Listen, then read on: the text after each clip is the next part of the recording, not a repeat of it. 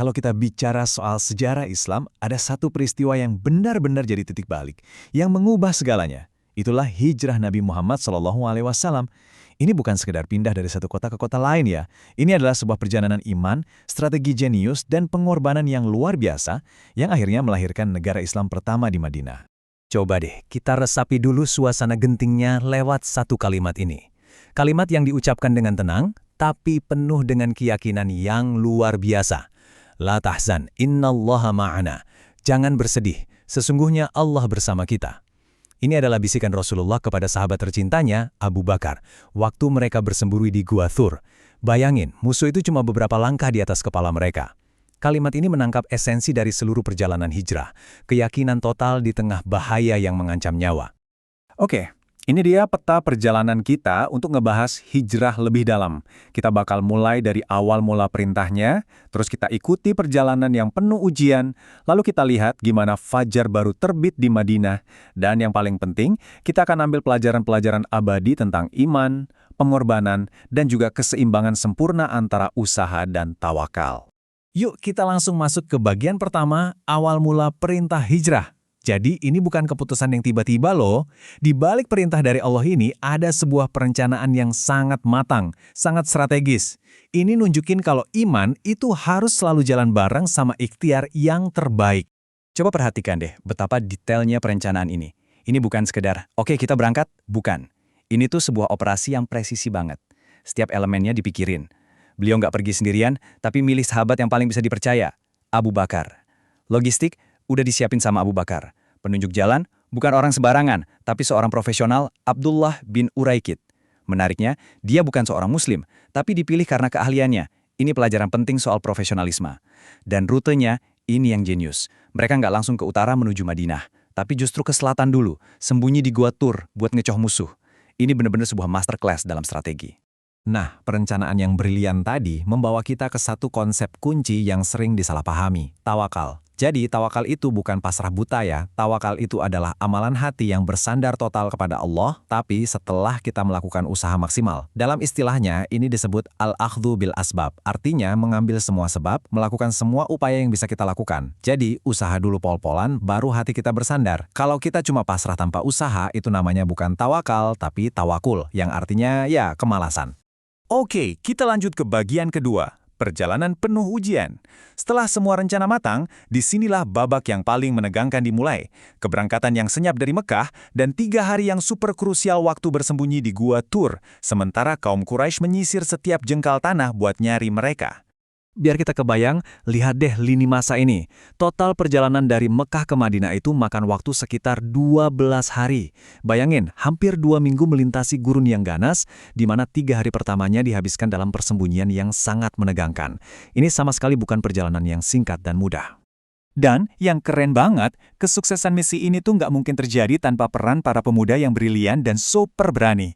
Ali bin Abi Thalib jadi umpan dengan tidur di ranjang Nabi. Asma binti Abu Bakar jadi tim logistik yang nganterin makanan diam-diam. Adiknya, Abdullah, jadi agen intelijen yang bawa berita terbaru tiap malam. Terus ada Amir bin Fuhairah, penggembala yang tugasnya menghapus jejak kaki mereka pakai kambing gembalaannya. Ini benar-benar sebuah tim yang solid banget, lintas generasi. Nah, setelah semua usaha manusia yang maksimal tadi dilakukan, disinilah pertolongan Allah datang dalam bentuk yang luar biasa. Pertama, beliau bisa lolos dari kepungan di rumahnya. Terus, perlindungan ajaib di gua. Ada kisah sarang laba-laba dan merpati yang bikin para pengejar terkecoh. Lalu ada kisah Surokah yang kudanya tiba-tiba terperosok setiap kali mau mendekat. Polanya jelas banget kan? Lakukan bagianmu sebaik mungkin, lalu saksikan bagaimana Allah akan menyempurnakannya. Sekarang, kita beralih ke bagian ketiga, Fajar Baru di Madinah. Setelah perjalanan yang penuh bahaya itu, kedatangan Rasulullah di Madinah disambut dengan sukacita yang, luar biasa. Ini bukan cuma akhir dari sebuah perjalanan, tapi ini adalah awal dari segalanya. Lahirnya sebuah negara, sebuah masyarakat, dan sebuah era yang benar-benar baru. Langkah pertama yang Rasulullah lakukan di Madinah itu fundamental banget. Beliau mempersaudarakan kaum muhajirin yang hijrah dari Mekah tanpa bawa apa-apa dengan kaum Ansor, penduduk asli Madinah. Ikatan iman ini, atau yang kita kenal sebagai ukhuwah Islamiyah, ternyata jadi fondasi sosial yang jauh lebih kuat daripada ikatan kesukuan atau ikatan darah yang selama ini jadi pegangan mereka. Nah, ini pertanyaan yang menarik.